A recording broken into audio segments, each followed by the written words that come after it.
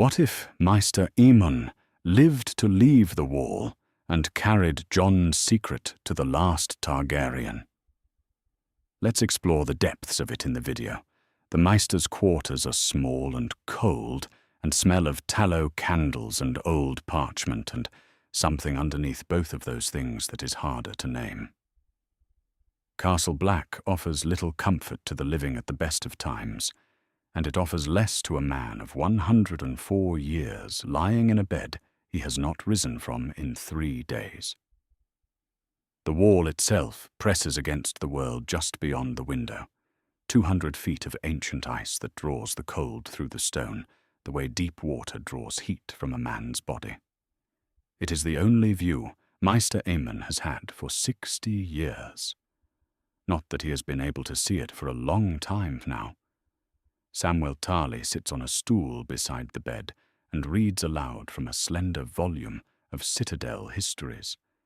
His voice is low and steady, and he watches the old man's face as he reads, tracking the rise and fall of the thin chest, checking that it is still moving.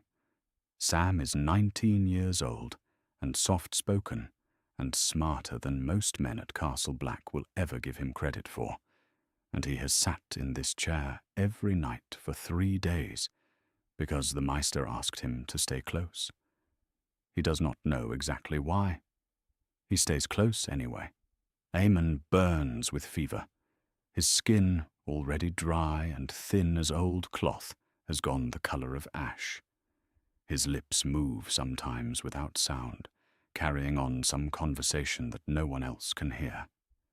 His hands rest at his sides, small and still, the hands of a man who has written 100,000 ravens and may never write another. He is bald and wrinkled and shrunken by more years than most men see, and his blind eyes are closed, and he has not spoken in 6 hours. Then, without any warning at all, he speaks. A Targaryen alone in the world, he says, is a terrible thing. His voice is thin but carries. It is the voice of a man who has spent a century thinking before he speaks, and even now, even burning with fever in a dark room at the top of the world, the words land with weight. Sam lowers the book. He leans forward. Maester Aemon. The blind eyes do not open. The chest rises and falls. Aemon is somewhere else, deep in the long dark of the fever, and whatever he can see from there has placed those words on his lips, like something surfacing from cold water. He does not answer Sam. He has already gone back under. The door opens. Jon Snow ducks his head beneath the low frame and steps inside. He is 19 years old and Lord Commander of the Night's Watch, which means he has spent the better part of a year making decisions that kill men or save them with no one to tell him which is which until after the fact. He carries that weight the way old injuries are carried, without thinking about it. His hair is dark and his eyes are grey, and his face looks older than it has any right to be. He takes in the room in a single glance, and then looks at Sam, who shakes his head just slightly. Jon stops where he is and listens to the old man breathe. He has known Maester Aemon for years, the blind man in the quarters off the common hall, who always seemed to know when Jon was lying to himself, who gave counsel without ever telling him what to do with it, who once said that love is the death of duty in the voice of a man who had paid for that lesson with everything he had. Jon trusts very few people at the wall. Aemon is one of them. There are not many left. He's been saying things, Sam says quietly. In and out all morning. Jon nods. He has seen men go like this before, the mind releasing its grip before the body follows. He tells himself that is what this is. Then the fever breaks. It does not happen slowly. One moment Aemon is burning and still, and the next his breathing changes, and something shifts in his face, some small change of colour or tension that Sam notices first, and Jon notices a heartbeat after. Aemon's hands move against the blanket. His head turns on the pillow, and then, for the first time in 3 days, his blind eyes open. They are pale and unfocused, but they are open, and his chest moves now with something that feels like intention rather than effort. "Sam," the old man says. Not a question. "I'm here," Sam says. A pause. Then, "Has any raven come from the south?" Sam looks at Jon. Jon looks back at Sam. "No," Sam says. "Not today." Something passes across Aemon's face. Not quite relief. Not quite disappointment. More like a man who has been holding a question for a long time and has just discovered it is still worth holding. He is quiet for a moment. Then he asks for water. Sam reaches for the cup. Jon stands at the foot of the bed and watches the old man drink and does not speak. There is relief moving through him, but it is the complicated kind. Aemon is not recovering. No one recovers from 104 years in the cold at the edge of the world. The fever breaking means another day, perhaps 2. It does not mean the wall's cold will not finish what the fever started. Jon knows the difference between a man getting better and a man being given a little more time. He watches Sam hold the cup, and Aemon's thin hands close around it, and he begins working through the problem, the way he works through every problem at the wall, which is to say, quietly and without telling anyone until he knows what the answer is. That night, Jon takes the watch himself. He stands the wall in the dark, with the wind coming hard off the north, and the lights of Castle Black small and scattered below him, and he thinks about Ned Stark. He tries not to do this often because it does not help anything. Tonight he cannot stop it. He thinks about the man who raised him, and the secrets that man kept, and the silence that was the only answer Jon ever got when he asked the one question Ned never found a way to answer. He does not know the full shape of the thing. He has pieces of it, and the spaces where pieces should be, and a name he was never given, and a silence that Ned Stark maintained for 14 years at the cost of his own reputation. Jon has been trying to understand what a man would need to protect badly enough to pay that price. Below him, in the small room, with the candle guttering and the book closed on the stool, Aemon Targaryen asked about ravens from the south with a voice that was not a sick man's voice. It was a man with a purpose's voice. Jon has heard the difference enough times to know it. He stares into the dark beyond the wall. Whatever is waiting out there is patient. It has been patient for thousands of years. Jon can afford to be patient for one more night. Jon comes back in the morning with his mind already made up. He has spent the night on the wall and the hours before dawn in his chair, staring at a candle, and he has thought it through from every direction, and the answer comes out the same each time. Aemon cannot stay. The cold will kill him before the fever gets another chance, and a man of 104 years who has not left Castle Black in 60 has not earned the right to die in a black cell at the edge of the world with the wind screaming outside. There is a citadel in Old Town with warm rooms and other maesters who could at least keep him comfortable. There is Sam Tarly, who knows the road and will keep him safe on it. Jon has the authority to send them both south, and the only reason not to is the selfish one, which is that Aemon is the one person at Castle Black who has never asked Jon to be something other than what he is. He pushes that reason aside and goes back to the quarters.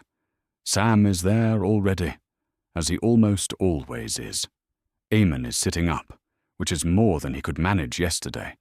His color is still poor, but his eyes are open, and he turns his head toward the door when Jon enters, which is a thing the blind sometimes do without being able to explain why.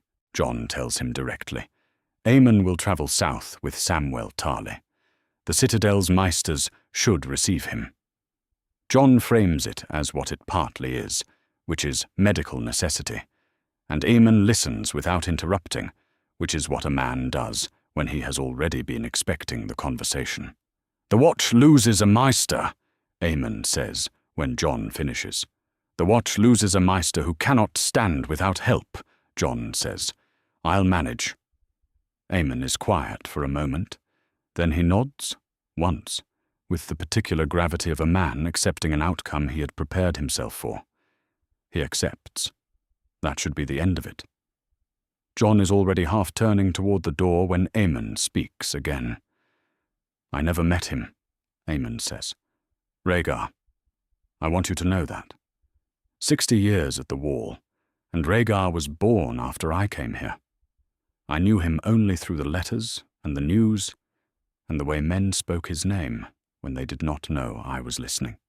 He pauses. "Silver hair, a sad face," they said. "He carried a harp and played it well enough that people wept. He read more than he fought, and then he fought, and he died at the Trident with Robert Baratheon's warhammer in his chest when he was 23 years old." Jon has stopped moving. He stands with his back half turned and says nothing. "I grieved," Aemon says simply.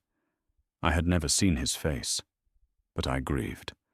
That is what it is to be the last of something. You grieve for people you never knew because they are the only family you have." Sam glances at Jon. Jon does not look at Sam. Aemon turns the empty cup in his hands, running his thumb along the rim.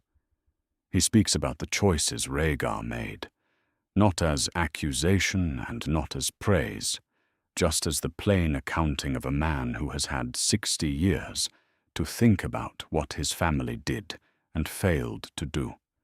He speaks about honor and about the things that bend it.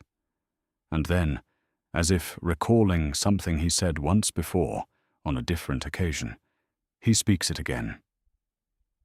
"Love is the death of duty," Aemon says. "What is honor compared to a woman's love? And what is duty against the feel of a newborn son in your arms?" Jon goes very still. It is not the first time he has heard those words.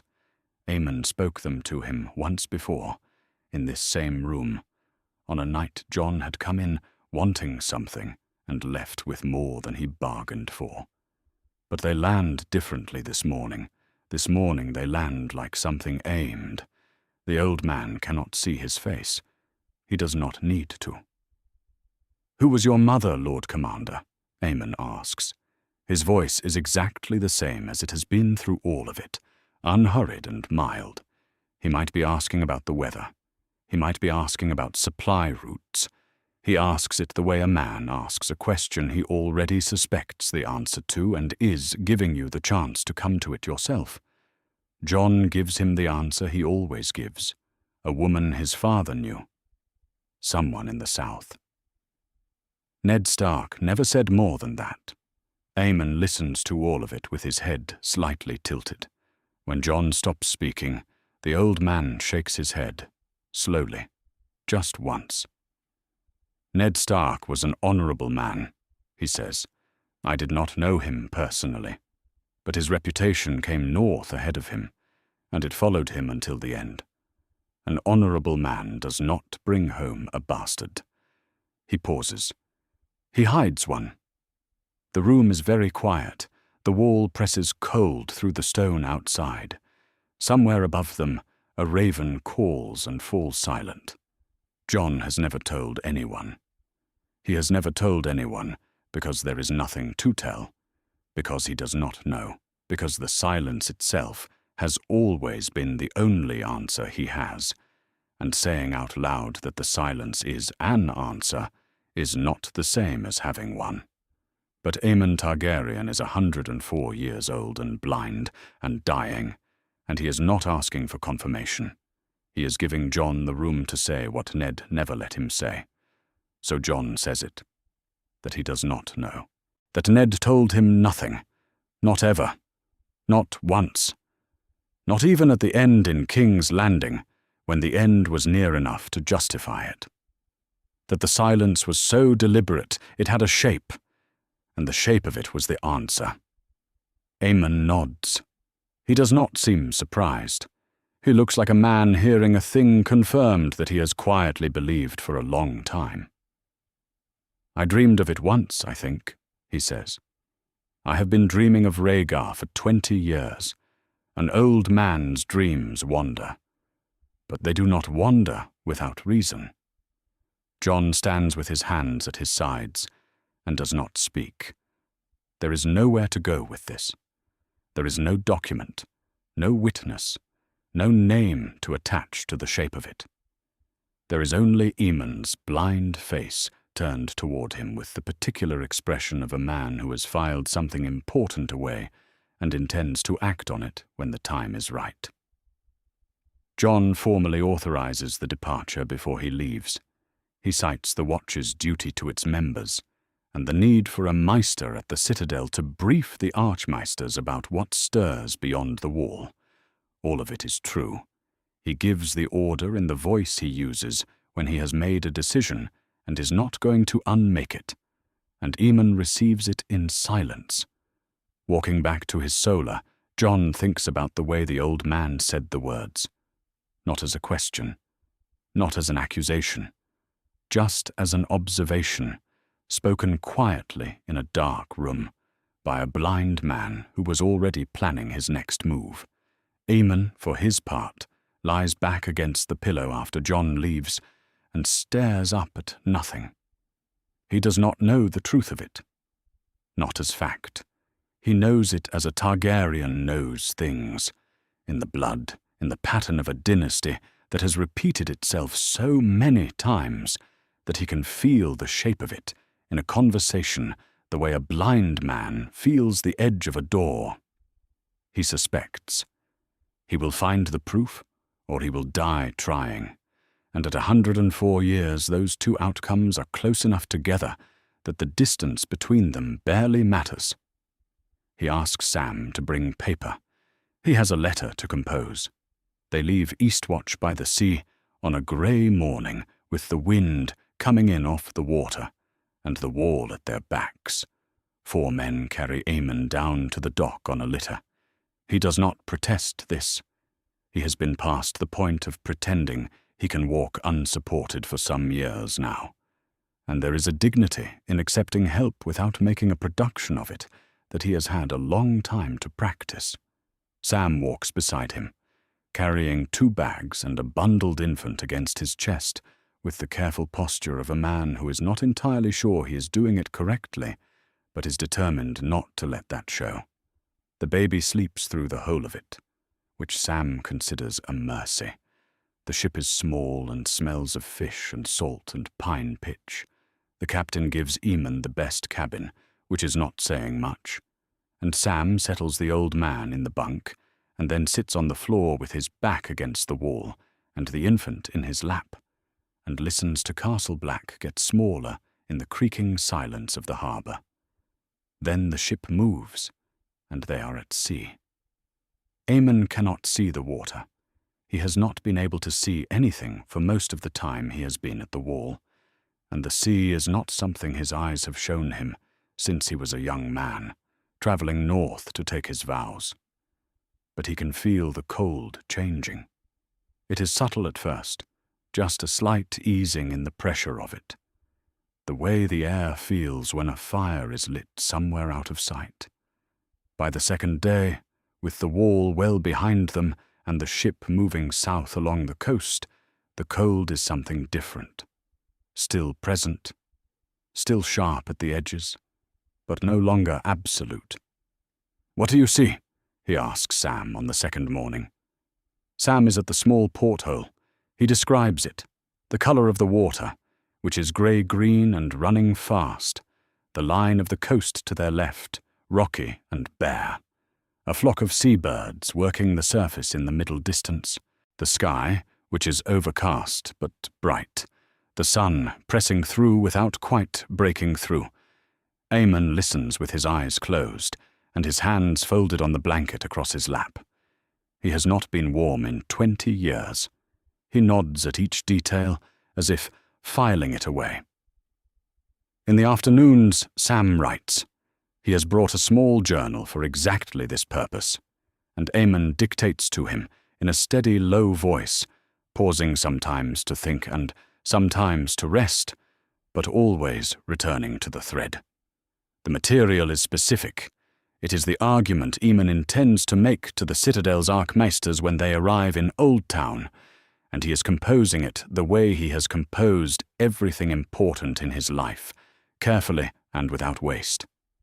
Daenerys Targaryen lives. She has dragons, the first dragons in 150 years, and she has them in Essos, across the narrow sea, and the Archmaesters need to understand what that means before they can understand anything else. "The sword is wrong," Aemon says one afternoon, with the particular finality of a man closing a long argument. The false light leads only deeper into darkness. Daenerys is our hope. Tell them that at the Citadel. They must send her a Maester. Sam writes it down. He does not ask which sword Aemon means. He has a feeling he will understand it better later. On the third day, Aemon speaks about the dragons themselves, not as political fact, but as something older than politics. "When dragons live," he says, "the magic of this world wakes with them, all of it. The weirwoods see more clearly. The fire priests dream more truly. Whatever walks beyond the wall grows stronger." He pauses. People think the return of dragons is one thing, a military advantage, a symbol, a wonder. They do not understand that it is a key, and that the door it opens does not open only in one direction. Sam stops writing and looks at him. "Write it down," Aemon says. Sam writes it down. That night, the sea is calmer than it has been, and the ship moves with a long, easy roll that is almost comforting.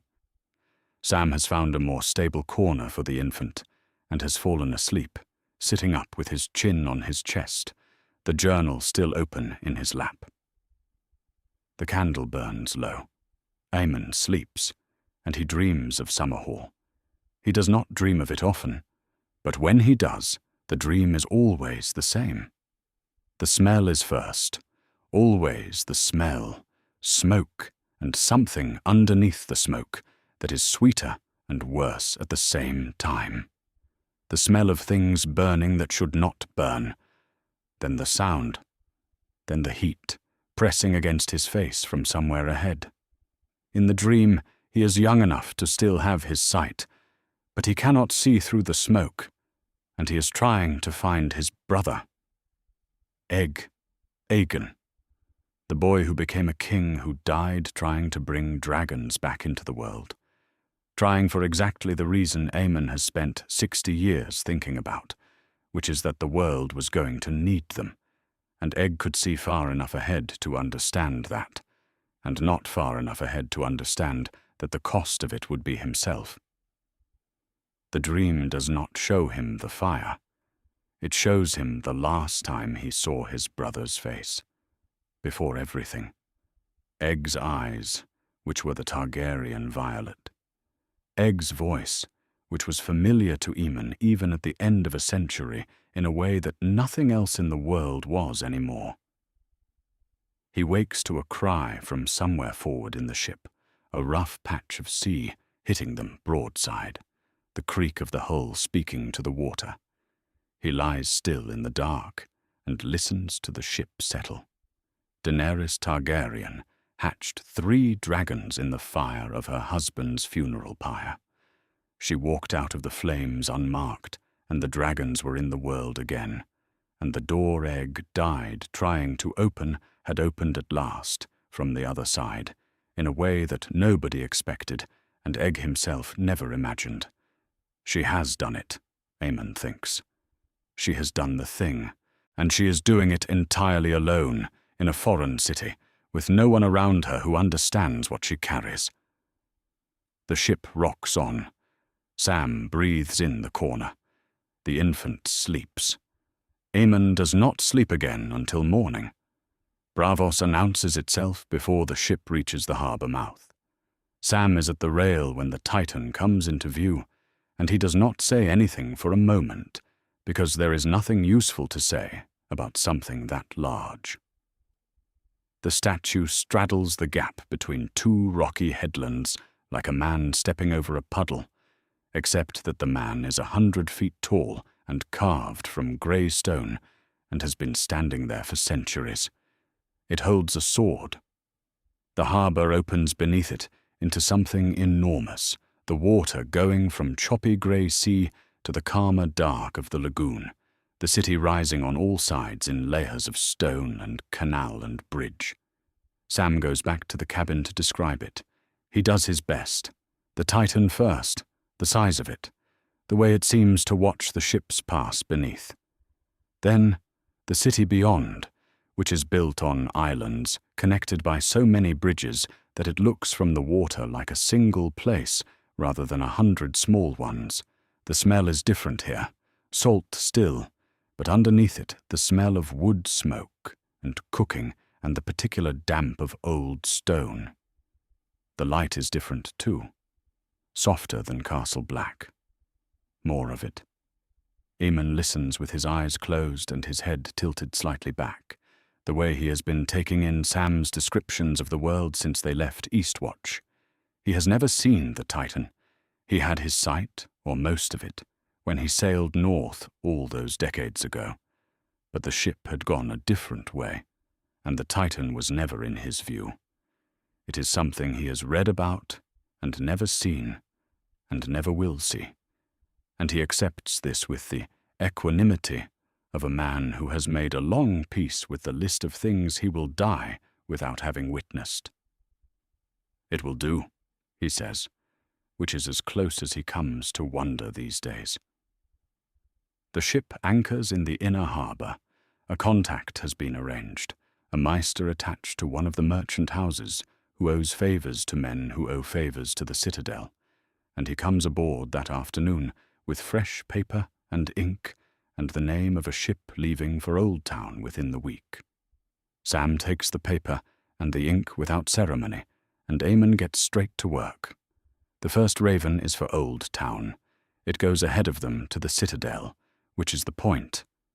Aemon dictates, and Sam writes, and what they produce is not a letter exactly, but a statement of record, a Maester's formal declaration that Daenerys Targaryen is alive and ruling in Meereen across the narrow sea, that she has hatched 3 living dragons and commands their loyalty, and that the citadel would do well to send one of its own to her service before someone less reliable fills the position. Aemon's hand shakes too much now for his own signature to be fully legible, so Sam writes his name, and Aemon presses the signet ring into the wax, and the raven goes. Then Aemon says, "There is a second one." Sam looks up. "To Meereen," Aemon says. "Address it to Daenerys Targaryen, Queen of Meereen." He pauses. "Sam, I understand that no Westerosi house recognizes that title. Address it to her anyway." Sam gets fresh paper. Aemon dictates it slowly, stopping more than once to reconsider a word or a phrase. He is not writing as a Maester to a subject. He is writing as a man to a relative he has never met and who does not know he exists, and the gap between those two things requires care. "Sign it," he says when the body of the letter is done. "From Aemon Targaryen, Maester of Castle Black, son of Maekar, who was grandson of Daeron the Good, your great-great-uncle, who has lived too long and wishes to tell you things you should know." Sam writes all of it, including the last part. "She may not read it," Sam says. "She may not," Aemon agrees. "Send it anyway." The raven goes. Aemon sits back and says nothing for a while. Sam seals the ink and caps the small bottle and listens to the sounds of the harbour coming through the walls, the voices of men loading cargo somewhere below, water against the hull. "Ravens travel faster than ships," Aemon says eventually. It is not quite reassurance, and not quite nervousness. It is a man doing the arithmetic of his own life, calculating how much time the raven has, and how much time he has, and whether they arrive in the right order. After a while, Aemon speaks about egg. He does this sometimes now, unprompted, in the way that very old people circle back to the things that made them. Not the official history. Not Aegon V, King of the Seven Kingdoms, the unlikely on his coin and his record. He speaks about a boy he knew. He did not want to be king, Aemon says. He wanted to change what being king meant, which is a different thing and harder. He thought if you cared enough about the people underneath you, the ones whose names never appear anywhere, then that was enough to justify the throne. He was wrong about some of it. He was right about enough of it that the wrong parts hurt more. Sam has stopped writing and is just listening. He wanted the dragons back, Aemon says. Not for power. He understood what was coming. He could see far enough ahead to know that the world was going to need fire before it was over, and he wanted to be the one to provide it, and he died in the attempt. He turns the cup in his hands. Daenerys walked out of a funeral pyre with 3 dragons, and she did not even know she was doing what Egg spent a lifetime trying to do. The universe has a sense of arrangement that is not always kind. Sam sits with that for a moment. "Why are you telling me all this?" he asks, Aemon's hands still on the cup. He considers the question with the seriousness it deserves. "Because I may not reach Meereen," he says. "I am 104 years old on a ship in a foreign harbour, and the sea between here and Essos is not short. If I do not arrive, someone must remember the shape of the thing and be able to explain it when the time comes." He pauses. "You have always been better at remembering than you give yourself credit for, Sam. You remember everything you read. You remembered the details of that conversation on the ship that you thought were unimportant and wrote them down anyway. That is the quality I need. Not a maester's certainty, just a good memory and the courage to use it." Sam looks at the letter he has just written, the ink not yet fully dry on the name of a queen across the sea.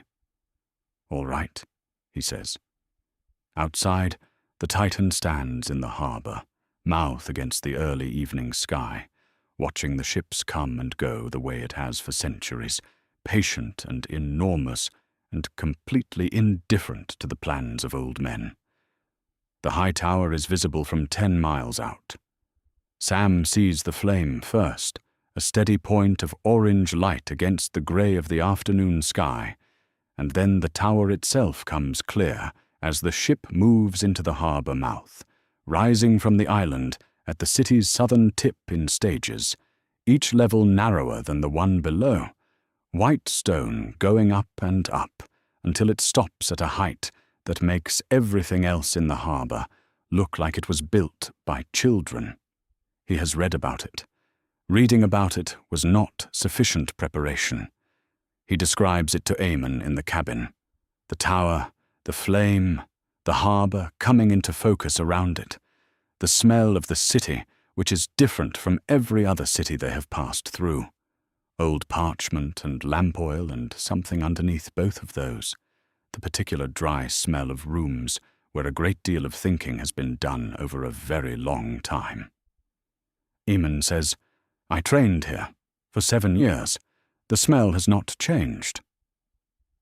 They are met at the dock by 3 archmaesters in their grey robes, older men with the careful faces of people who have spent their careers making sure not to be surprised by anything.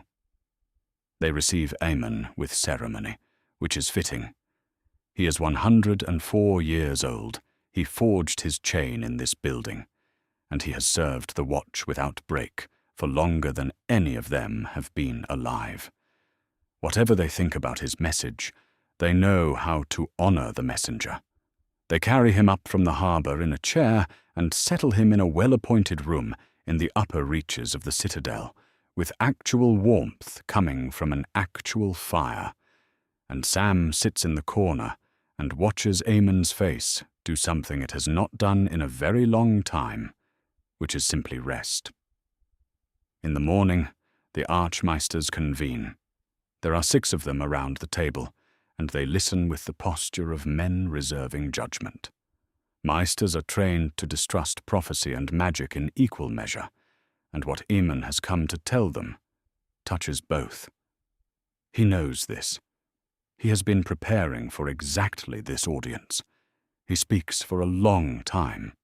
He begins with the dragons, not as wonder, but as fact, citing reports from multiple independent sources and his own correspondence with Sam. He describes Daenerys Targaryen's survival, the hatching at Khal Drogo's funeral pyre, the 3 living dragons. He presents it as a Maester presents anything, with citations, without drama. And then he quotes himself. "No one ever looked for a girl," he says. "It was a prince that was promised, not a princess. Rhaegar, I thought. We all thought Rhaegar. What fools we were, who thought ourselves so wise." He pauses, and the room is very quiet. "The language misled us all for 1,000 years. The High Valyrian word carries no gender. The prince that was promised could as easily be a princess. Daenerys is the one, born amidst salt and smoke. I am certain of it. I have been certain of it since I heard what happened on the Dothraki Sea." The Archmaesters exchange glances. One of them, the eldest, asks whether Aemon can prove any connection between Daenerys Targaryen and the prophecy of Azor Ahai beyond the favorable reading of ambiguous ancient texts. Aemon says he cannot. He says that is not why he has come. He has come because there is a young woman ruling a foreign city with 3 dragons and no Maester, and the institution he has served for 60 years is ignoring her, and he would like that to stop. In the end, the Archmaesters agree to search the archives, not because they are convinced by the prophecy, but because Aemon Targaryen has asked them to, and he is one of their own. And the alternative is telling a man of 104 years that his final request is not worth their time.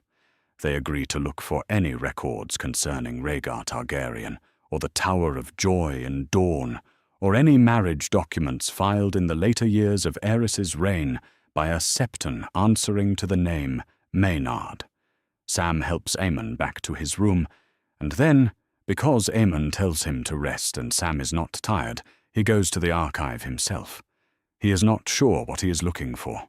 He knows the name Maynard, and he knows the rough dates, the last years before Robert's rebellion.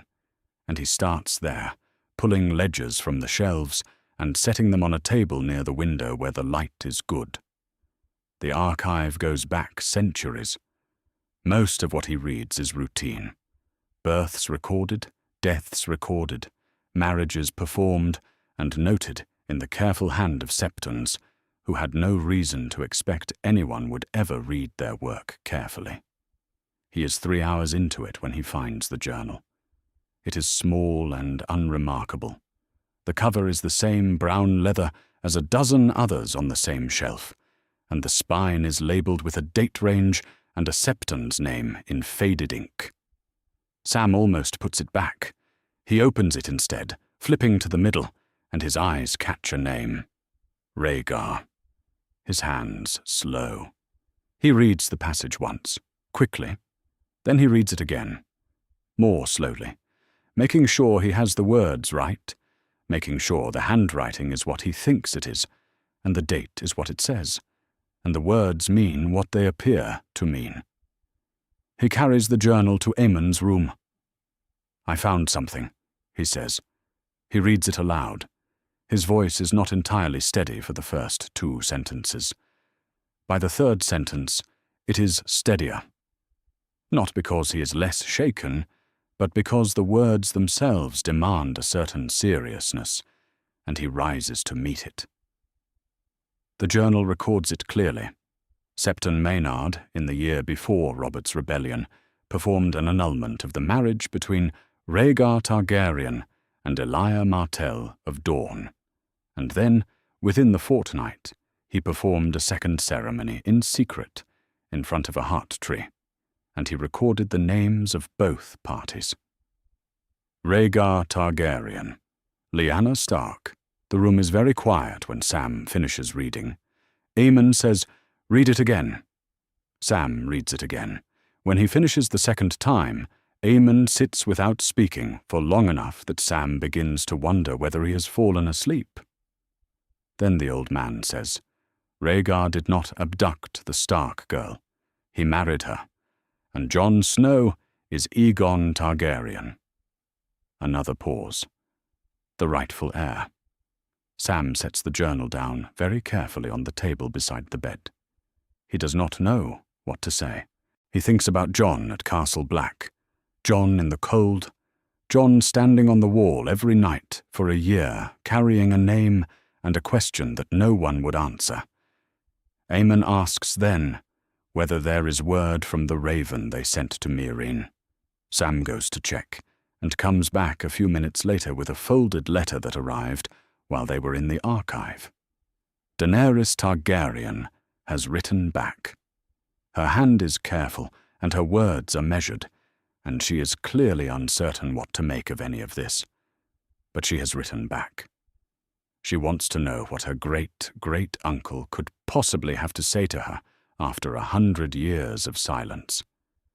Aemon holds the letter without being able to read it, and listens to Sam read it aloud, and when it is done he is quiet again for a moment, and then he says, "Good." That is a beginning. The argument takes most of the morning. Sam begins it carefully, which is the only way he knows how to begin arguments. He lays out the facts. Aemon is 104 years old. The voyage from Eastwatch to Braavos nearly killed him twice, once from the fever he carried onto the ship, and once from a rough patch of sea off the coast. Braavos to Old Town had been calmer, but calm is not the same as safe, and the journey from Old Town to Meereen is longer than either of the legs they have already completed, and it crosses open water with none of the coastal shelter that kept them close to land on the first part of the trip. Sam has looked at the charts. He knows what the ship captains have told him. He presents all of this to Aemon in the most reasonable voice he can manage, which is the voice of a man who is already losing the argument and knows it. Aemon listens to all of it without interrupting.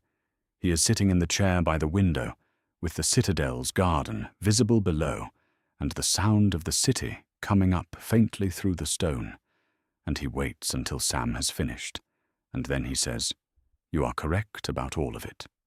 Sam waits. "Now," Aemon says, "tell me who else delivers the message." Sam opens his mouth. "A young man of 19 who served in the Night's Watch," Aemon continues, "carrying a copy of a document from the Citadel's archive about a secret marriage that took place 20 years ago, conducted by a septon no one has heard of, between the crown prince of a dynasty that no longer rules and a northern girl who has been dead since before you were born. He arrives in Meereen, a city in the middle of a civil war, and asks to speak with the queen. And when he is admitted, he places this document in front of her and says, 'This is proof that you have a nephew, that he is the rightful king, that you should go find him.' Aemon lets that sit. 'She will not believe it,' he says. 'Not from you. Not from anyone she does not already have a reason to trust. The document is genuine, but documents can be forged, and the history of the Targaryen succession is full of men who arrived at someone's court with papers and claims and reasons why the throne should be redistributed in their direction. She has survived her entire life by being suspicious of exactly this kind of thing.' He pauses. 'But she might believe it from me, an old man who knew her father's father's father, who has nothing to gain and no time left to spend it in.' Sam is quiet for a moment. Then he asks what Aemon will do if Daenerys refuses anyway. If she reads the journal, hears the argument, and decides it does not matter or that the risk is not worth it, or simply that she will not act on the word of a dying master who arrived uninvited. Aemon considers this with the same seriousness he brings to everything. "Then I will have died trying," he says, "and no one can ask more of a Targaryen Maester who has lived 100 years beyond his usefulness." Sam cannot find an answer to that. He tries for a while, and then stops trying. The Archmaesters provide a certified copy of the relevant pages from Septon Maynard's journal, with the Citadel's seal. It is the most official thing Sam has ever held. He writes out a full account alongside it, everything Aemon dictates, every piece of the story laid down in order. The secret marriage and when it took place, the annulment of the first one that preceded it, the Tower of Joy in Dawn, where a child was born of that union and Lyanna Stark died, and Ned Stark made a promise to a dying woman and kept it for 14 years at the cost of his own name, the child's true name. They seal it and wrap it in oilcloth, and Sam puts it at the bottom of his bag, underneath everything else, on the theory that the things most worth protecting should be hardest to reach. A ship leaves for the east in 3 days. On the second day, Sam arranges lodgings for the infant. There is a woman who takes in children, recommended by one of the Citadel's servants, in a quiet part of the city near the harbour. It is a clean house and a careful woman, and Sam spends an hour there, making sure of both before he takes the child. He tells the woman only that the infant needs care, and that he will send money from wherever he ends up, and the woman does not ask questions, which Sam is grateful for. He brings the baby back to Aemon's room that evening. Aemon holds the child for a long time. He cannot see him. He holds him the way he holds things he cannot see, by feel, learning the shape and the weight, and the baby is awake and quiet in the way that small children sometimes are when held by someone very old, as if they sense that stillness is appropriate. Aemon's hands move slowly over the infant's head and back. He is thinking about Egg. Sam can tell by the silence, which has the particular texture of Aemon's thoughts about his brother. He is thinking about all the people whose names do not appear in any history, the people Aegon V cared about so fiercely that it defined his whole reign, the ones for whom his brother wanted to change the world. Small people, nameless people, the ones the throne was built on top of and never thought about. This child has no name in any history. No one in Meereen or Westeros or anywhere knows he exists. He is a baby in an old man's arms in a warm room in Old Town, and he is entirely irrelevant to every great event currently unfolding in the known world. Yet, Aemon thinks, that word, which has the weight of everything Egg ever taught him. He gives the child back to Sam and does not say anything about it. Sam takes the baby to his lodgings and comes back without him, and the room is quieter after that. The ship sails east on the 3rd morning. The harbour goes slowly.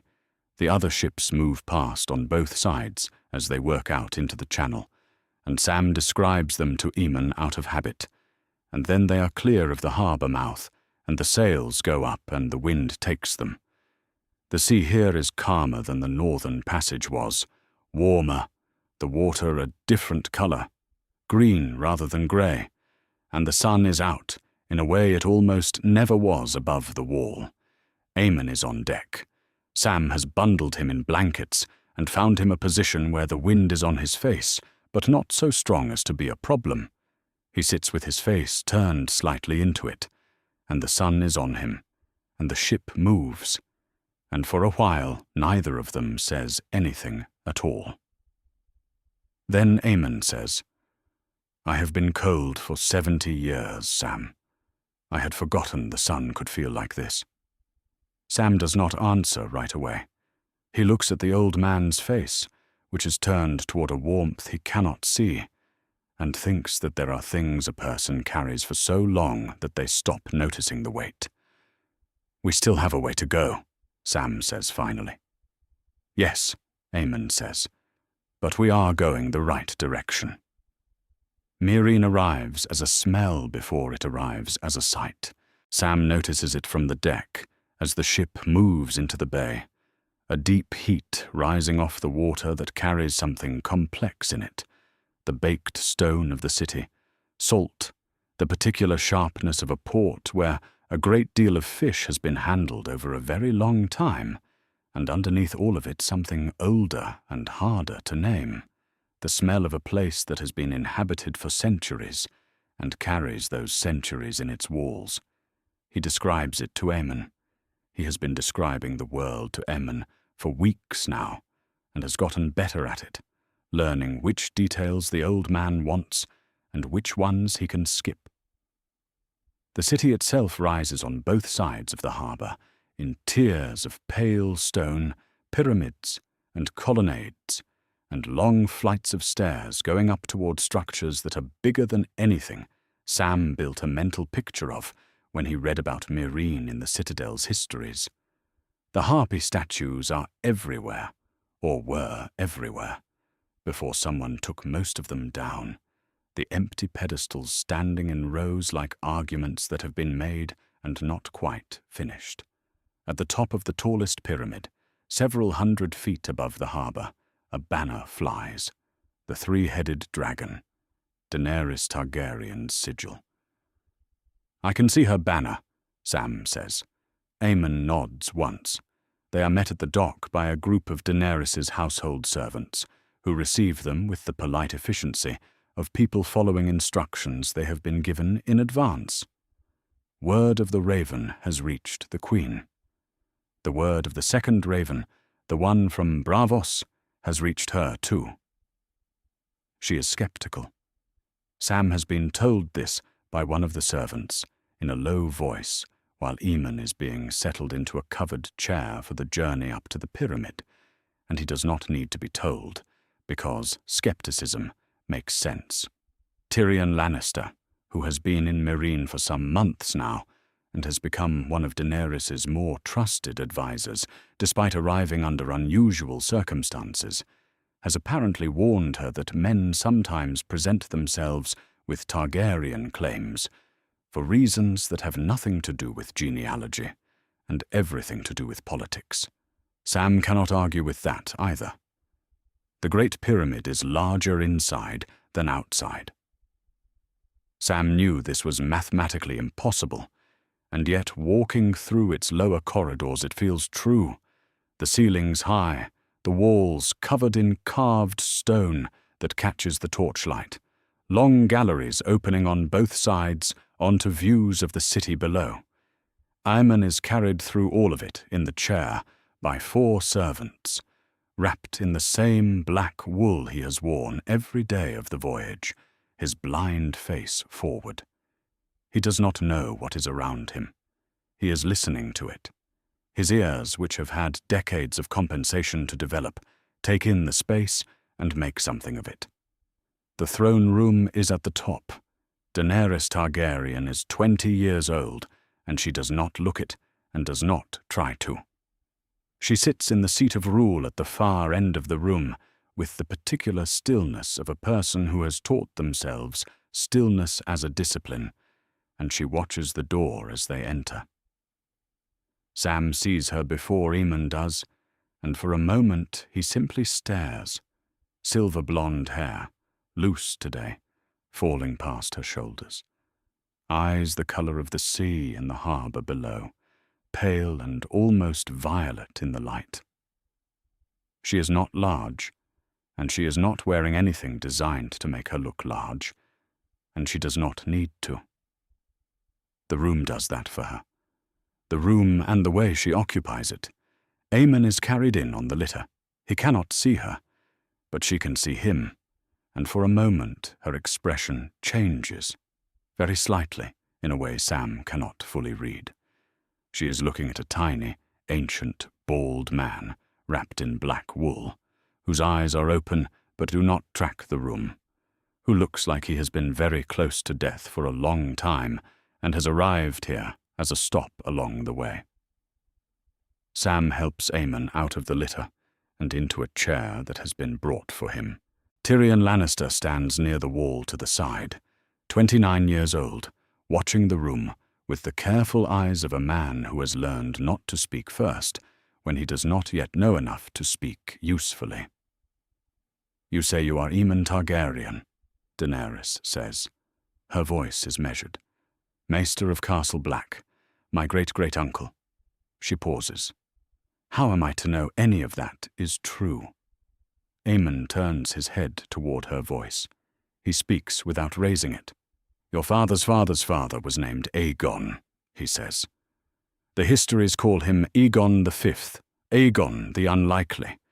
His men called him the Unlikely because he was the fourth son of a fourth son and should never have been anywhere near a throne. His friends, when he was young, called him Egg."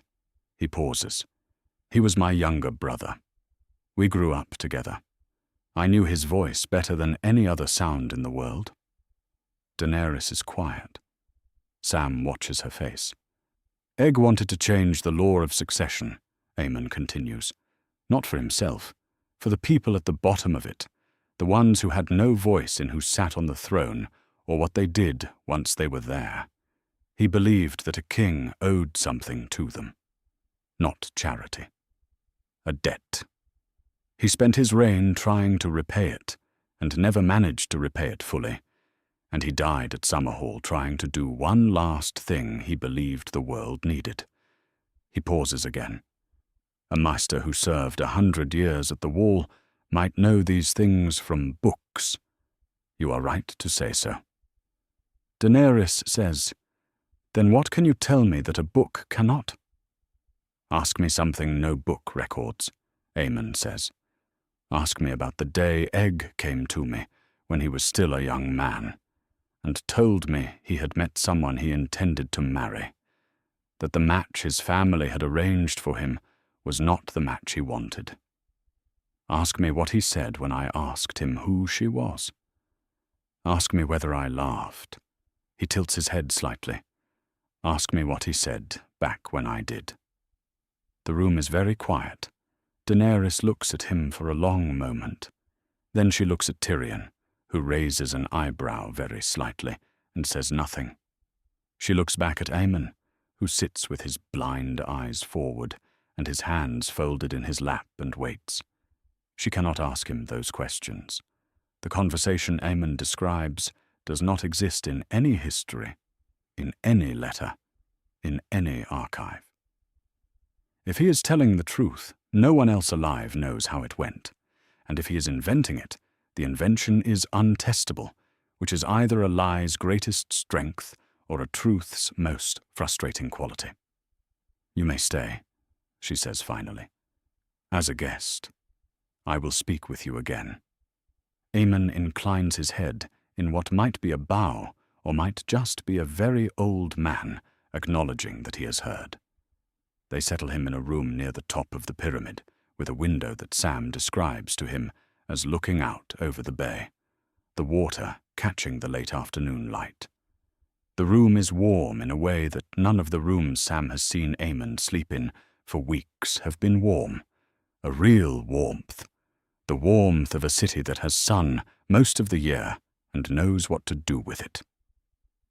Sam pulls the blanket over Aemon's shoulders, and the old man says nothing and closes his eyes, and within a few minutes he is asleep.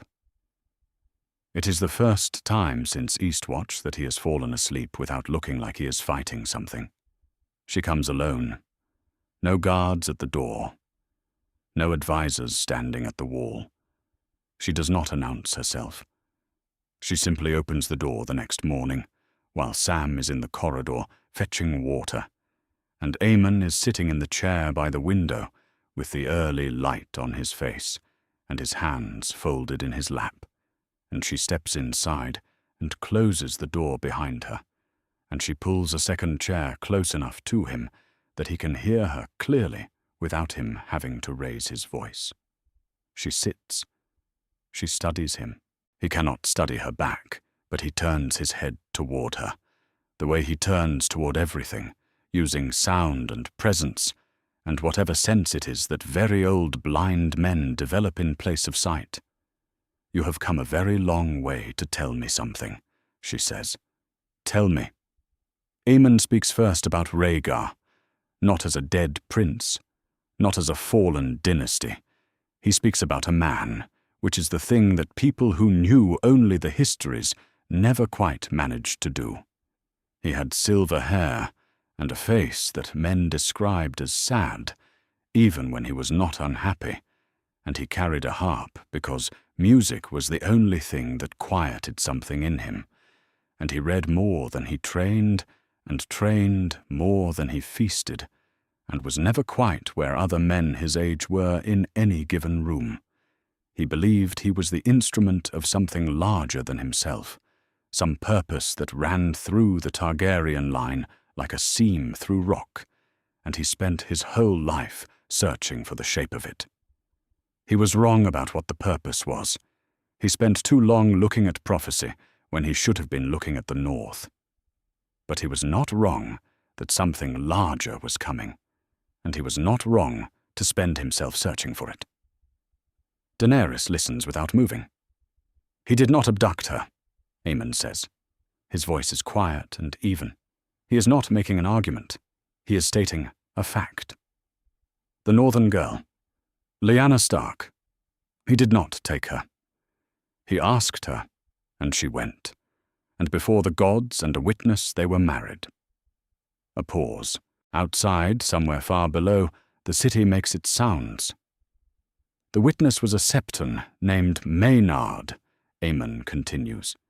"He was a careful man. He kept a journal. The journal records that Rhaegar had first gone to him for a different matter, the annulment of his existing marriage to Elia Martell of Dawn, which Septon Maynard performed according to the forms.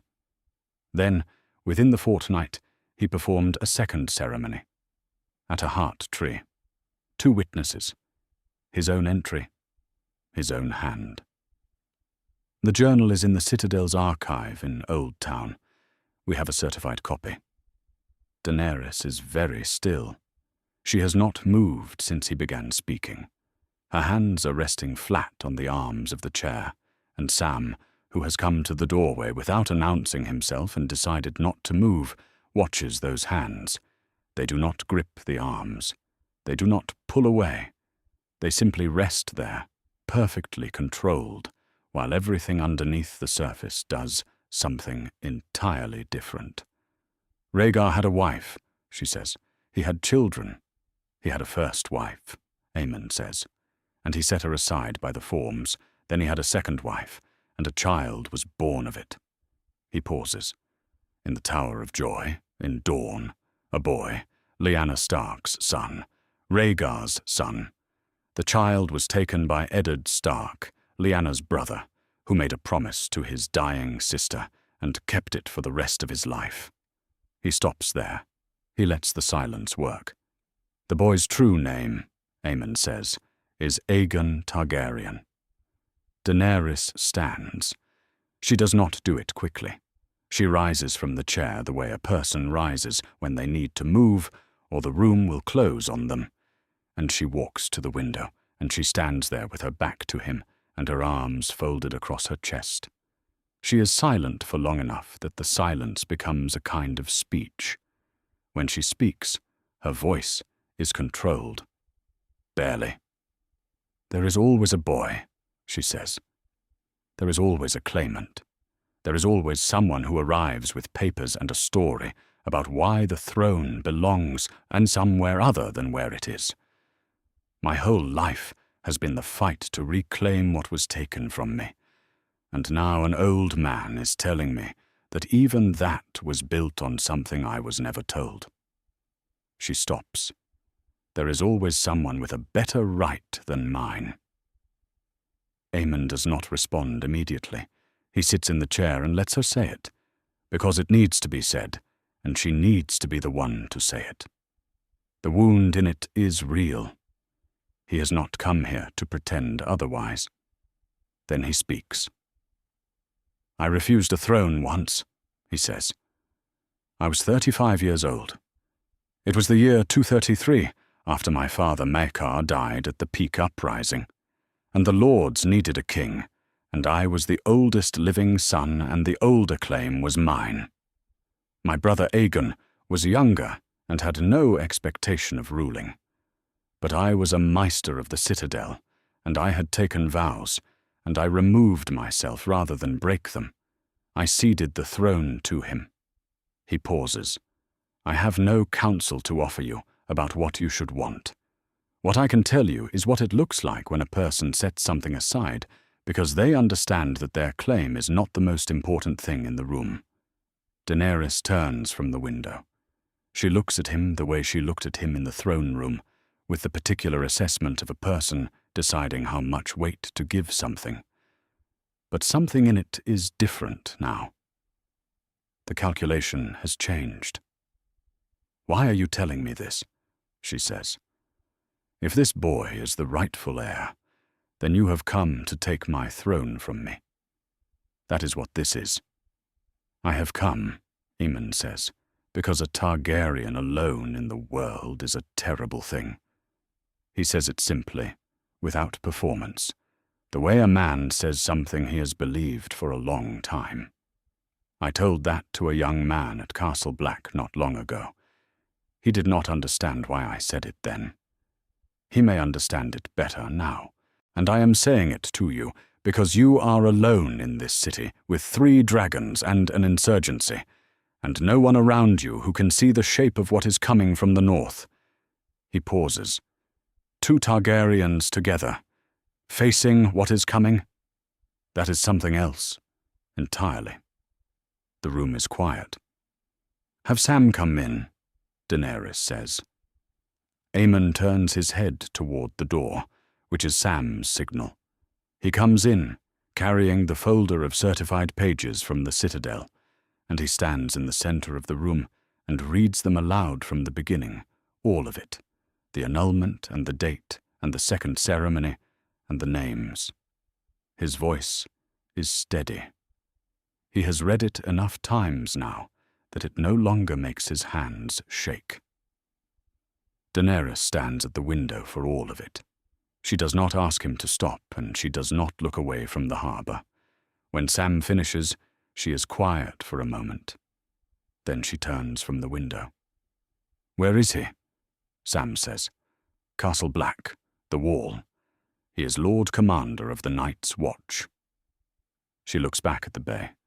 Somewhere beyond the harbor and the narrow sea, there is a man at the top of the world with dark hair and grey eyes who does not know that any of this is happening.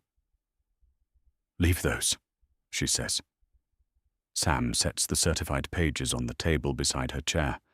She does not look at them yet. She stands at the window, and Aemon sits with his blind face forward and does not speak. He has said everything. Whatever comes next belongs to her. 2 days pass and Daenerys does not come. Aemon waits. He is good at waiting. He has been waiting for things for 100 years, and he understands that the most important waiting is the kind where you do not let the other person feel you doing it, because the moment they feel you pressing, they pull back, and a woman who has spent her entire life deciding for herself when to move and in which direction is not going to change that, because an old man is impatient. So he sits in his room, and he has Sam read to him, and he asks questions about the city and listens to the answers, and he does not send messages and does not ask for audiences, and he waits. On the 2nd day, Tyrion Lannister comes to see him. He knocks, which Sam reports, and then he comes in without waiting for an answer, which Sam also reports, and he pulls a chair up to the table and sits down across from Aemon, with the particular posture of a man who is used to being shorter than everyone else in the room and has made his peace with it several decades ago. He is 29 years old, which makes him one of the youngest men Aemon has had a real conversation with in a very long time.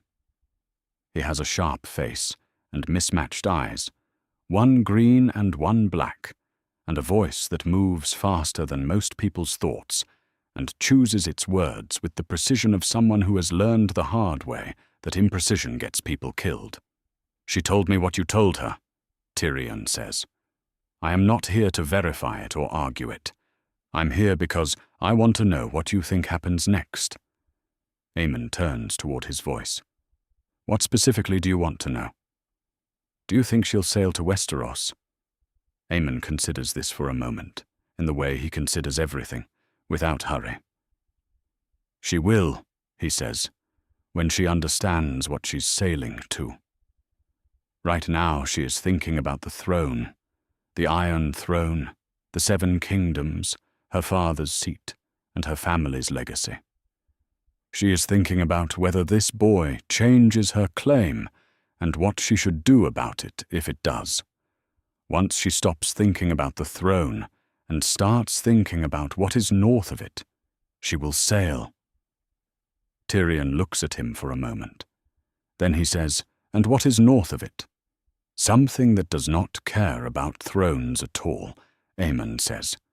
"Something that has been waiting beyond the wall for a very long time and is not waiting patiently. She has 3 dragons. The boy commands men who have seen it firsthand. Those are the 2 facts that matter. Everything else is inheritance law." Tyrion is quiet for a moment. Then he says, "I'll pass that along," and leaves. On the morning of the 3rd day, Daenerys comes back.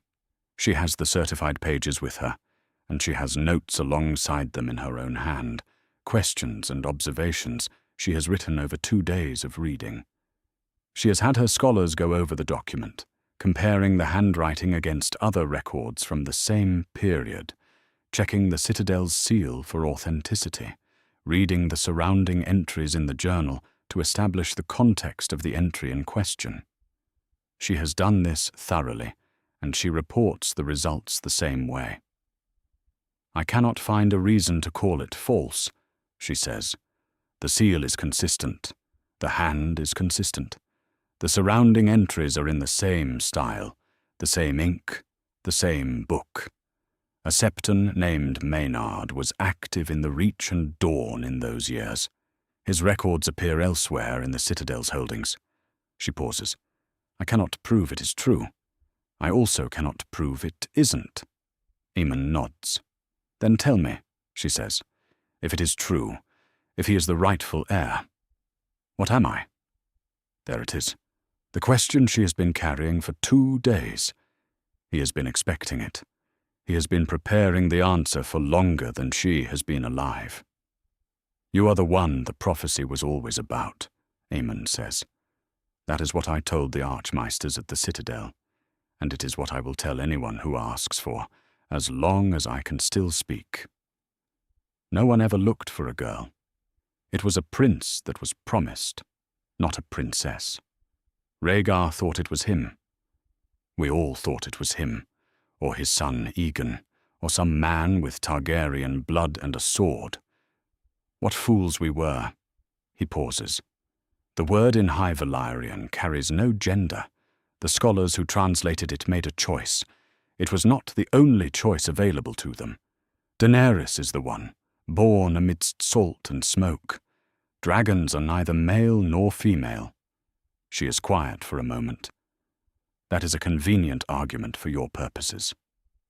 "It is a true argument," Aemon says. "Convenience and truth occasionally arrive at the same time." "What is his purpose, then, if I am the one the prophecy was pointing at?" "His purpose," Aemon says, "is to have seen what you have not yet seen. He has stood on the wall and looked north, and he has seen the army of the dead. He knows what is coming in a way that no one sitting in a warm city can fully understand from reports. You have dragons. He has the knowledge of what those dragons need to face. He pauses. The Iron Throne is made of swords. What is coming from beyond the wall does not care who sits on it. When the dead walk, the living need fire. You have the fire. He has seen the darkness. Those two things together are worth more than any inheritance question. She is very quiet. He is a bastard of the Night's Watch, she says finally. Even if your proof is genuine, he is nothing until someone legitimizes him. A man cannot inherit a throne he has no legal right to claim. He is a Lord Commander, Aemon says, who made the decision to bring the wildlings south of the wall, when every man under his command wanted him to leave them to die, and he lived with what that decision cost him, which was considerable. He is exactly the kind of person the Targaryens produce when they are not ruined by power. He lets that settle. Whether he inherits a throne is a question for later. Whether the two of you face what is coming together is a question for now. Daenerys says nothing for a long time. The room is warm and the city sounds come up from below, distant and ordinary, entirely indifferent to the conversation being conducted above it. Then she says, I want to meet him. Not I will send for him. Not bring him to me. Not summon him. I want to meet him, as if it is already a thing she has decided and is telling him about, rather than a thing she is asking permission for. Aemon smiles. It has been a long time since he has had anything to smile about, and the expression sits on his face a little awkwardly, like something taken out of a drawer that has been closed for years. But it is there. It is genuine. Good, he says. That is exactly the right thing to want, and it is the right way to want it. Daenerys looks at him. You planned that, she says. Not as an accusation, as an observation. I hoped for it, Aemon says. At my age, planning and hoping are very nearly the same thing. The raven arrives on a morning when the city is quiet. Daenerys receives it first. She reads it, and then she reads it again, and she sits with it for an hour before she sends for Sam, who is with Aemon when the summons comes, and who brings the message to the old man's room rather than making Aemon come down the stairs. Sam reads it aloud. The Lord Commander of the Night's Watch has been killed by his own men. He was stabbed multiple times in the yard at Castle Black on a night when most of the garrison was indoors. The men who did it left him in the snow. The words they used, according to the Raven, were for the Watch. Aemon goes very still. It is the same stillness that Jon showed in Chapter 2, when Aemon pressed him about his mother. The stillness of a person encountering something too large to react to immediately. Some things require time before the body understands what the mind has just been told. Sam watches the old man and does not speak, and the room is very quiet, and outside the city goes about its business completely indifferent to what is happening in this room. After a long moment, Aemon says, Is there any further word? A follow-up message. Anything about a red priestess at the wall. A woman in service to Rulla. Sam goes back through the small bundle of dispatches that came with the primary raven. He reads them. He looks up. There's a mention, he says. A red woman at Castle Black. She has been there for months. Aemon nods once. He sits very still for another moment, working through something internally that Sam can only observe from the outside. Then he says, Good. Sam stares at him. Good, he says. She will bring him back, Aemon says. The Red God does not grant that kind of power without purpose, and he does not give it to his servants so they can use it once and walk away. She has been at the wall waiting for something. Jon Snow is what she has been waiting for. He pauses. He will not stay dead. His purpose is not finished. Sam sits down.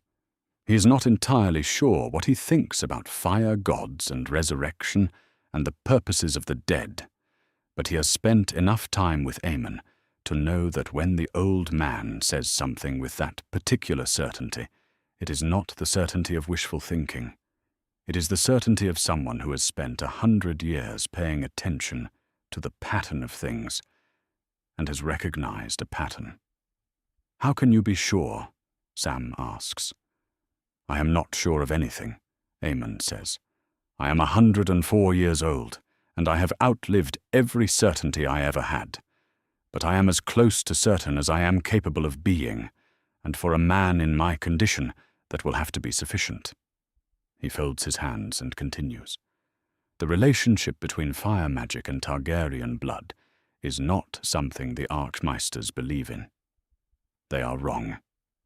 Magic faded from the world when the last dragons died. It did not vanish entirely, but it became a smaller thing, uncertain, unreliable, a coal that barely held its heat. When Daenerys walked into that fire on the Dothraki Sea and her dragons hatched, the coal began to glow again. That is not my fancy or my hope.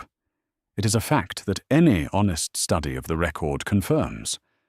What the Red Priestess can do now is not what she could have done 20 years ago. The flame is brighter, and Jon Snow is Targaryen blood. When Daenerys comes in, she has the look of a person who has been trying to determine what she is feeling and has not yet been entirely successful. She has spent the morning reading and rereading The Raven, and she has spoken with Tyrion, and she has stood at the window of the throne room looking at the bay, and she still does not know exactly what she feels about the death of a man she has never met, but was preparing to meet. She sits in the chair beside Aemon's, and she looks at him.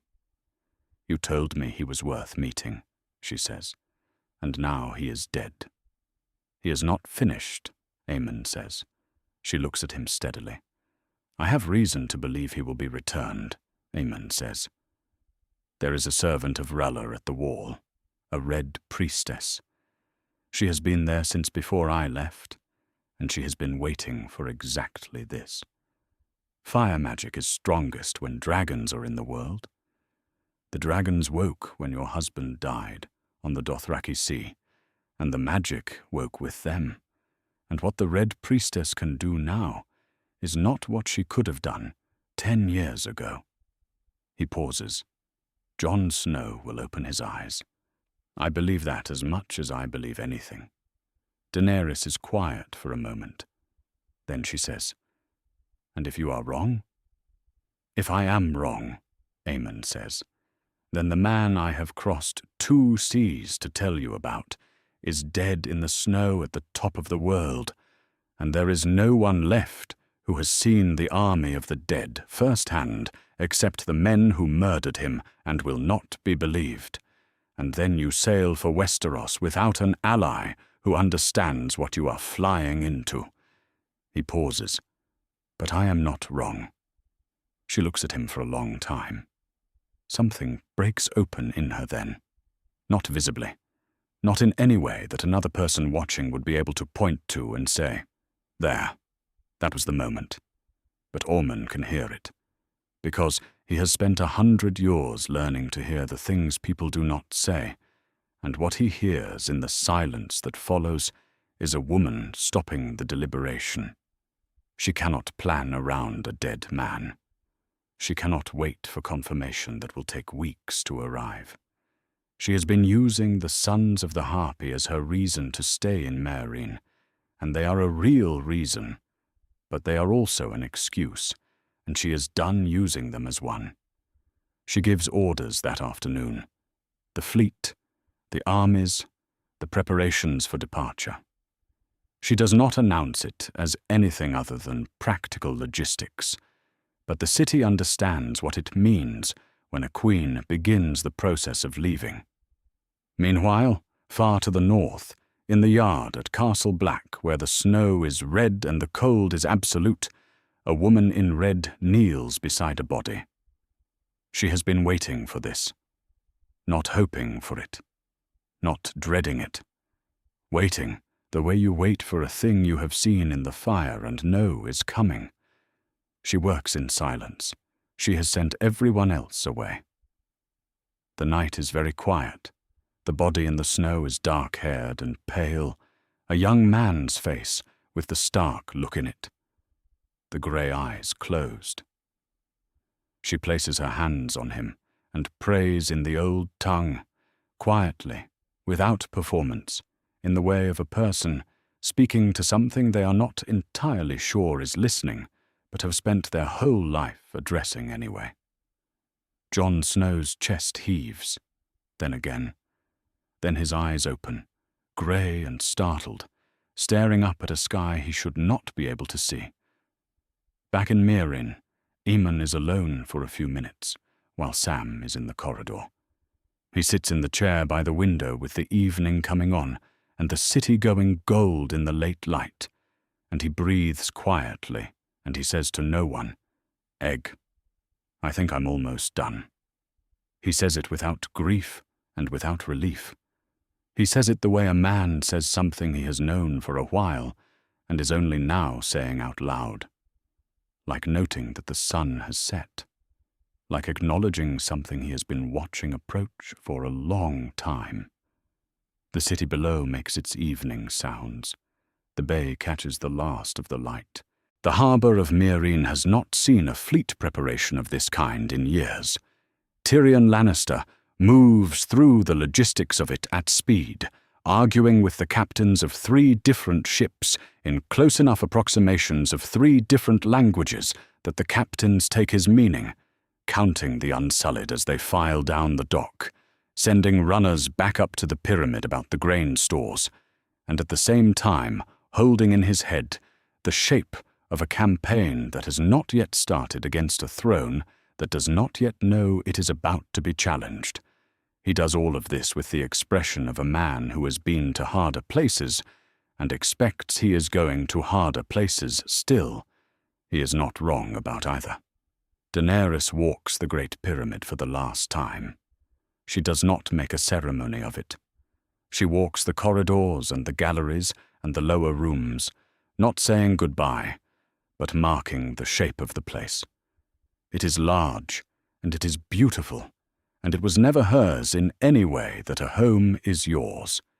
She was always a queen here. She was never a person. She goes to Aemon's chamber in the middle of the morning. He is failing fast.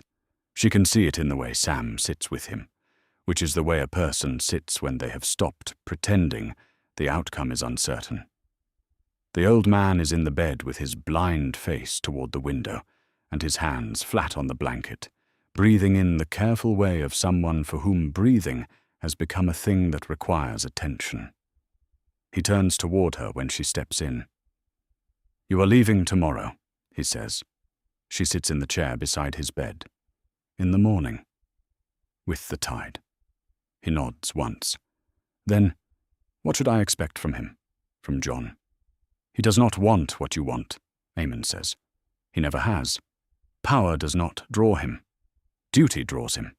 The two things look the same from a distance. They are not the same." He pauses.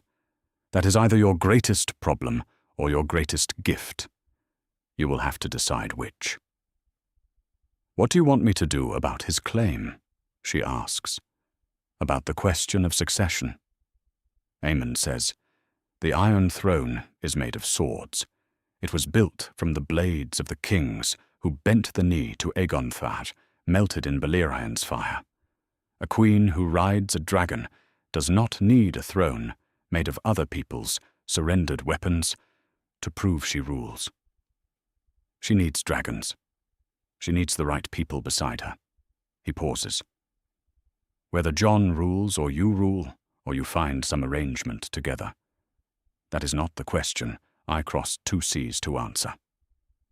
I crossed 2 seas to make sure you knew he existed. What you do with the knowing is yours. He is going to want to fight the dead. she says. Not rule. Yes, Aemon says. He is. And you think the dead are real? I think, Aemon says, that I have lived 106 years and spent 60 of them at the top of the world, and the men who came back through the wall, talking about what they saw, were not liars. The wall was not built because the men who built it were frightened of ordinary things. The dead are real. The cold is real. A dragon queen and a man who has stood at the wall and looked north are the two things that real threat requires. He pauses once more. They had a chance of surviving without each other. They have a better one together. She stands. Rest, she says. He nods. She goes down to the dock. The next morning arrives early. The harbour is still, the ships loaded, the columns formed. She stands on the dock in the quiet of the hour before the sun fully rises and understands that this is the last moment before the rest of her life, which will be in Westeros. She has imagined it so many times, that other continent, that she is not sure anymore which parts of the image are from accounts she has read and which parts she invented to fill the gaps. She is about to find out. Sam finds her. He is apologetic about the interruption and also not apologetic. She can see both things in his face at once. He's asking for you, Sam says. She goes back. The chamber is warm and quiet with the early light moving across the floor. Aemon lies with his eyes open, which is how he looks when he is waiting for something. She crosses to the bed and sits, and he turns his face toward the sound of her. He reaches out a hand. She takes it.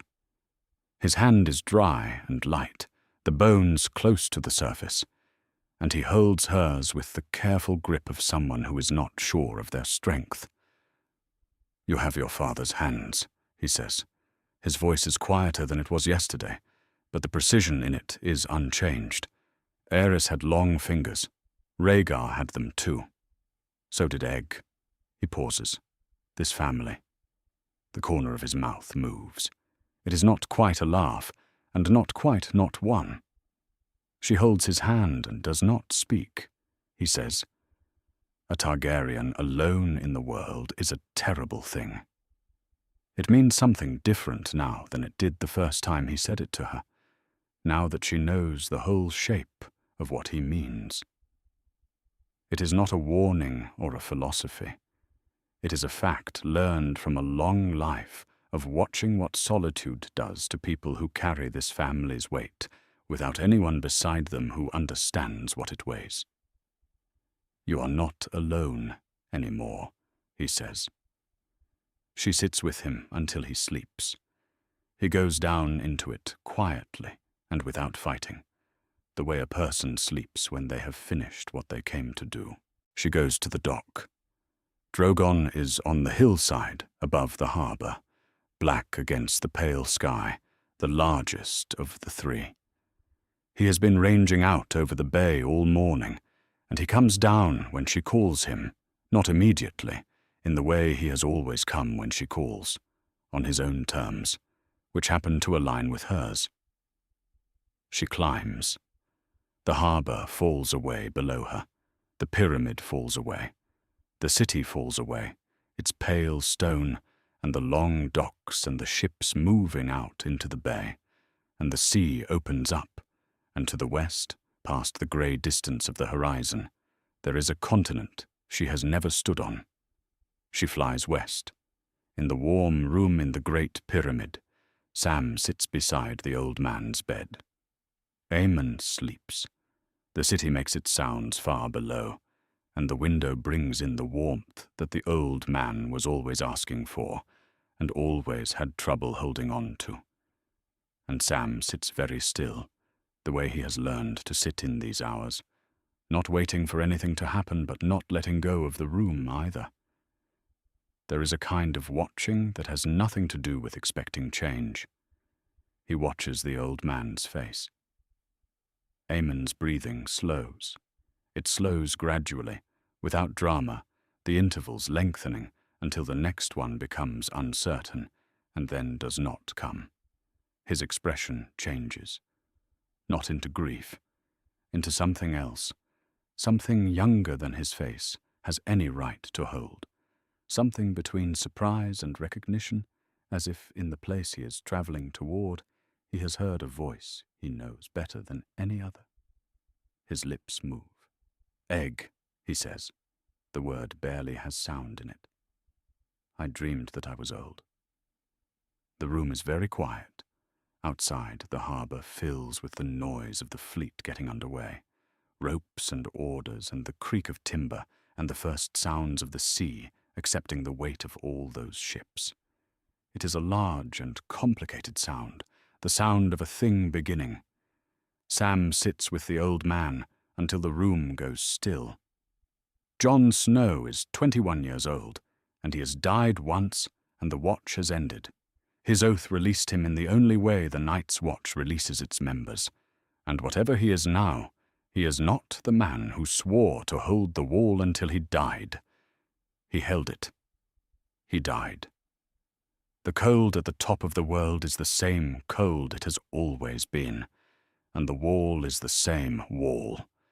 And he is standing here looking north in the first days of whatever comes next. The Raven arrives in the early afternoon. Sam brings it.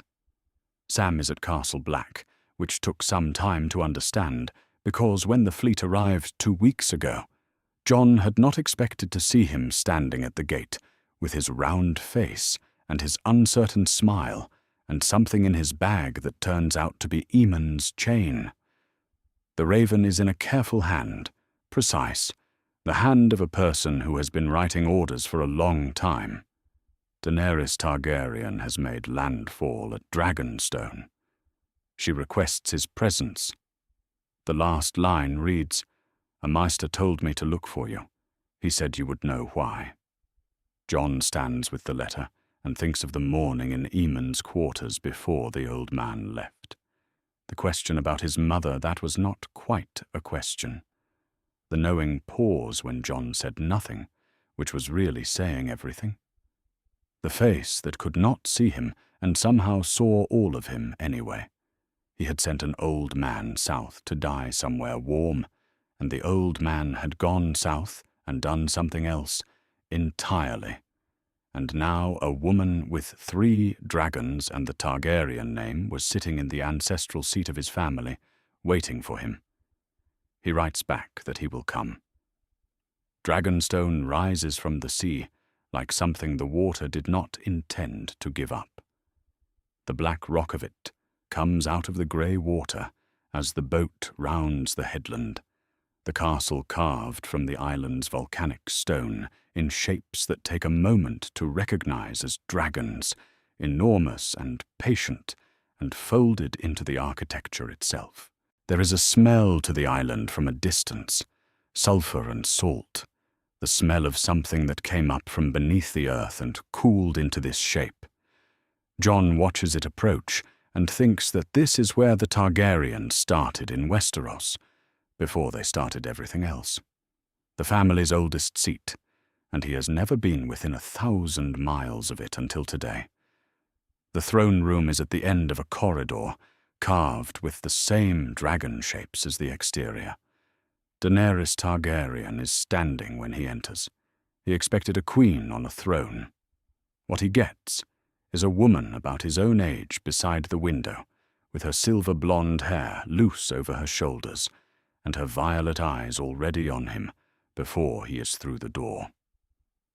Samwell Tarly is standing against the far wall. When Jon sees him, the relief is physical. "You made it," Jon says. "You made it," Sam says. His voice is tight in the way voices get tight when they are holding several things at once. Daenerys watches the reunion with the look of a person missing context. She looks at Jon the way she looked at Aemon in the throne room in Meereen, which Sam has described in careful detail. The assessment, the weighing. Jon and Daenerys look at each other across the room. She has silver hair and violet eyes, and the bearing of someone who has been in command since before she was old enough to know what it cost. He has dark hair and grey eyes, and the look of the North in his face, the stark look which has nothing of the Targaryen in it. They could not look less alike. Neither speaks first. Sam tells Jon what happened: the sea, Braavos, Old Town, the Citadel and the Archive and the Septon's Journal, the voyage east, Meereen, Aemon in the throne room proving himself to a queen who had not known this relative existed, the weeks of conversation, the raven from Castle Black, Aemon's certainty about what would follow it. Jon listens without speaking. Sam tells him about the room in the Great Pyramid, about the morning Daenerys sailed, and the quiet that came after the fleet moved out of the harbour, about the warmth the old man finally had, after 70 years of the walls cold in those last weeks in the south, about the face he made at the end, which was not the face of a man arriving at something frightening. Then Sam takes out Aemon's chain and holds it toward him. Jon looks at it. He always said the chain was a maester's honour, not mine to carry. Sam says, "He said you'd say that? He said to tell you, then carry it for him." Jon takes the chain. Daenerys speaks then. Not about the Iron Throne, not about claims or succession or the contents of Septon Maynard's journal, which is on the table behind her folded in oilcloth. She speaks about what is north of the wall, what Aemon described to her in those weeks in Meereen. She wants to understand the shape of the threat. Jon answers her. He answers the way he has never answered this question to any lord or captain who came south, who listened with the polite skepticism of people who have decided in advance what they will believe. She listens differently. She listens the way a person listens when they have walked into fire and come out the other side, and understand that the category of impossible things is smaller than most people think. They stand at the painted table. It is the great sculpted map of Westeros that Aegon the Conqueror used to plan the campaign that made the 7 kingdoms out of 7 separate things that had never agreed to be one. The detail is extraordinary. Rivers and mountains and coastlines and keeps, the roads that run between the major cities and the passes through the mountains, and the long reach of the wall at the very top, carved in pale stone to distinguish it from the landscape below. And north of it, the space the map-maker left blank. Not because there is nothing there, because what is there did not have a name that went on maps. 2 Targaryens stand at the table. They do not look related. They are. They are not rivals. They are not yet partners. They are 2 people who have been given, by a dying man who could not see either of their faces, the knowledge of each other's existence. The rest is the work that comes next. Aemon Targaryen was 106 years old when he died, in a warm room in Meereen, having crossed 2 seas at an age that made the attempt improbable and the completion extraordinary. He served the Night's Watch for nearly 6 decades. He refused a throne once and never regretted it. He was the oldest Targaryen who ever lived, and what he left behind was not a dynasty or a library, but the knowledge that 2 people needed each other, and the hours it would have cost them to find that out without him. That's our theory. Westeros is a land filled with exciting stories and possibilities, and we love exploring them. If you want to accompany us on this journey across the 7 kingdoms and beyond, then please